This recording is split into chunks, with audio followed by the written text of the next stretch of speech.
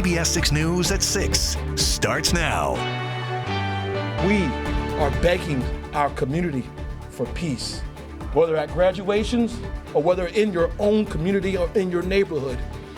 This is the time for us to put down firearms. Richmond's mayor issuing a message to the community. He says now is the time for peace following a shooting outside a graduation that killed a new graduate, his stepfather, and injured several others. Thank you for joining us at 6. I'm Janine Samuels. Tonight, we are learning more information about 18-year-old and his stepfather, who were both shot and killed, and the 19-year-old suspect charged. There are now growing memorials outside both Huguenot High School and outside the Altria Theater, where 18-year-old Sean Jackson and his stepfather, 36-year-old Renzo Smith, were shot and killed. Jackson had just graduated moments before. Those memorials include flowers and messages for both the victims and the entire school community. We have crews all across Richmond covering every aspect of this senseless tragedy, including how members of the community are responding. First, our Elizabeth Holmes was there today as police and school leaders provided an update on the victims and what's next. Yesterday, our city was devastated by a horrific, traumatic, and senseless act of gun violence at Huguenot High School's graduation ceremony. A day of celebration turned violent as 18-year-old Sean Jackson, a Huguenot High School senior, was leaving his graduation ceremony with his family. Gunshots rang out. Jackson was killed. Among teary-eyed city and school leaders, Superintendent Jason Cameras said Jackson walked across the stage to receive his diploma just 20 minutes before he died. Then just a few minutes later, while enjoying the moment with his family in Monroe Park, he was gunned down. I can't shake the image of him receiving CPR on the ground, still in his graduation gown. Jackson's 36-year-old stepfather, who was with him, was also shot and killed. 5 other gunshot victims are now suffering non-life-threatening injuries. A 9-year-old, hit by a car in the chaos, now receiving treatment, was also related to the victims. The suspect, 19-year-old Amari Pollard of Henrico County, is now charged with 2 counts of second-degree murder and could face more charges in the future. Police say Pollard and Jackson knew each other and had been in a dispute for over a year. They say Pollard was at the Huguenot graduation, exchanged words with Jackson after the graduation, then grabbed an illegally obtained handgun from his car, came back to the scene, and started firing. He fled the scene but surrendered when he was apprehended by VCU police. He had very little interaction with us, was not a convicted felon, not a person on our radar. So that's one of the reasons it's very surprising that this escalated the way it did. Cameras and Mayor LeVar Stoney now begging for peace. This must be the time that we put down guns and lift up our hearts. This must be that moment. This just needs to stop. I'm tired of the vigils, the well-meaning thoughts and prayers, and the hand-wringing. We need action. We need fewer guns on our streets. We need more mental health support for our children. And we need more help from the state and the federal government on education, healthcare, and housing. Let's not make this a red issue or a blue issue. Can't we just make it a child issue? Finally, to our students, we love you, and we will always be here for you. That was our Elizabeth Holmes reporting. Active Chief Rick Edwards said the police department is working with the FBI to collect video and pictures from the ceremony. He's urging parents to check their children's rooms and belongings for weapons and to secure any weapons they may own. He also said parents need to be aware of what's going on in their child's life at home, at school, and now especially on social media. Today we spoke with the aunt of Renzo Smith. She says she is still in disbelief about what happened. Margaret Leonard says her nephew grew up in Louisiana and served in the Army before moving to Richmond. That's where he met a woman and eventually raised her son, Sean Jackson, as his own. He also has a daughter who is the 9-year-old girl who was struck by a car while running away from yesterday's shooting scene.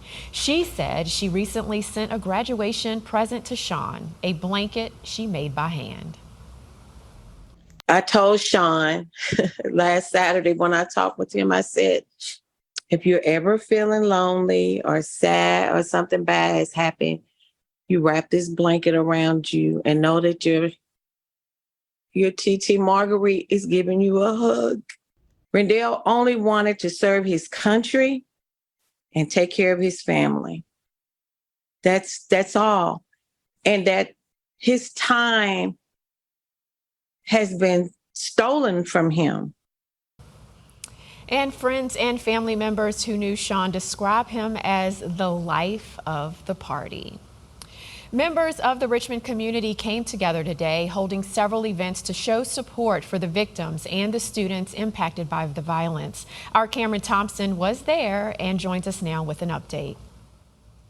We got to get the guns off our streets. Underneath the shadow of City Hall, There are solutions that need to be implemented, and we have to come together and say no more guns. pastors, parents, and postponed graduates rally around the victims of Tuesday's shooting. I'm praying for that mother who lost her child and her husband on yesterday. And the wider RPS community. As organizer Ricky Johnson says, he's working with the school system to ensure all seniors and rising students get to have a graduation or moving up ceremony. We cannot let the senseless act of one person kill the vibe of RVA. These kids have worked hard all year long, and as a foundation, our primary goal and our focus is to continue to reward them for the work they have done. Among those who came out was a George Wythe senior wearing her cap and gown. And while she's unsure of when her ceremony might be, she's certain of her message to those responsible for violence. Put the guns down because y'all are killing innocent people and taking them away from their family and stuff. Keep us safe. Then, an hour later and a block away, dozens march around the state capitol. All these guns have got to go. The group made up of mostly parents and students from Mary Munford Elementary. So we're all sad for the families involved. We're sad that we all have to live in fear all the time. And then on top of that, we're sad that we're missing out on so many experiences during this final week, right? Wearing a ribbon with Huguenot's colors to show solidarity with them, the crowd also wore orange, a color associated with the End Gun Violence movement, and called on lawmakers on both sides of the aisle to come together and work towards a solution. I'm sure that if people got serious about actually finding common ground and not just making talking points, I'm sure we come to some common ground and reduce the number of tragic deaths that don't just impact the families, they impact the whole community. Like the whole city is shut down today. And that's a tragedy for everyone. Now, in the last 30 minutes, Superintendent Jason Cameras put out his RPS Direct email and announced the new dates for the graduations, but said the moving on ceremonies would be canceled. Johnson says his organization, the Ricky Johnson Foundation, still plans to hold something, and parents can reach out to him if they are interested. Janine? All right, thank you so much, Cameron.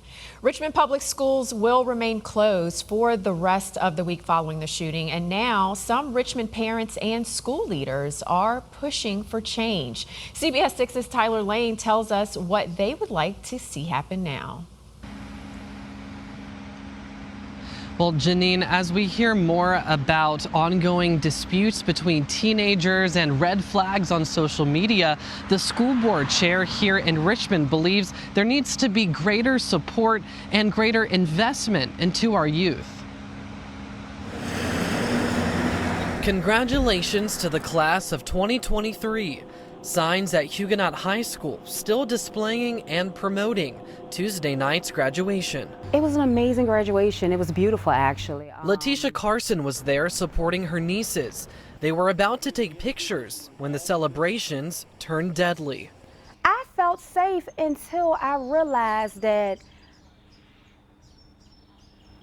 it was people on the ground. Man, they done killed 2 of these people out here.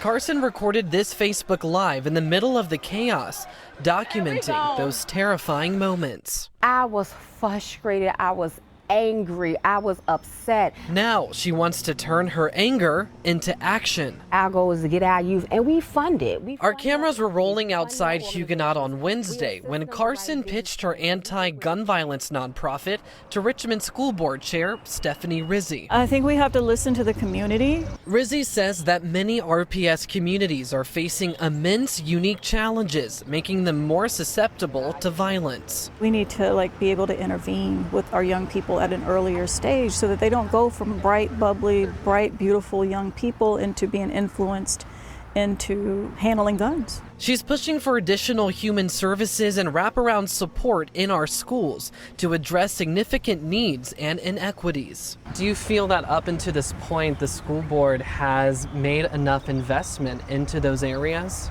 We have definitely been trying. We've been making that argument that we need more. Richmond Council member Stephanie Lynch says city leaders and school leaders must strengthen their partnership to effectively serve the youth. How do you break down silos across our own systems? And it takes, leadership to look at at the ugly baby. Let's look at our boo-boos. These leaders working through their own grief to do what it takes to prevent more tragedy. I constantly live on the precipice of, am I failing? Am I doing enough? And we are just as devastated as this community is right now. And another problem here is social media. The acting police chief says that there were, quote, blinking red lights of an incident like this occurring based off of online posts. Rizzi believes that the school district could look into ways to monitor students' social media. Here at Huguenot High School, I'm Tyler Lane, CBS 6 News. All right, thank you, Tyler. So many things to dig into at this point. Using conversation to get through the grief following yesterday's shooting. That was the goal of this event in Richmond today. Next at 6, I'll take you there and tell you how people taking part say it could spark change moving forward. Zach? Okay, some isolated showers and thunderstorms. One of those right here in the Richmond area. I'll show you who is under a flood advisory and our air quality is going to go from bad to worse over the next couple of days. Forecast is straight ahead. Lane? Zach, coming up in sports, we're going to have an update on this week's state high school playoff schedule, which is being impacted by the air quality from those Canadian wildfires, as is Commanders minicamp, and we'll have a report on how they are dealing with it as well. On Melancholy, Rosie's play of the day today as we remember the life and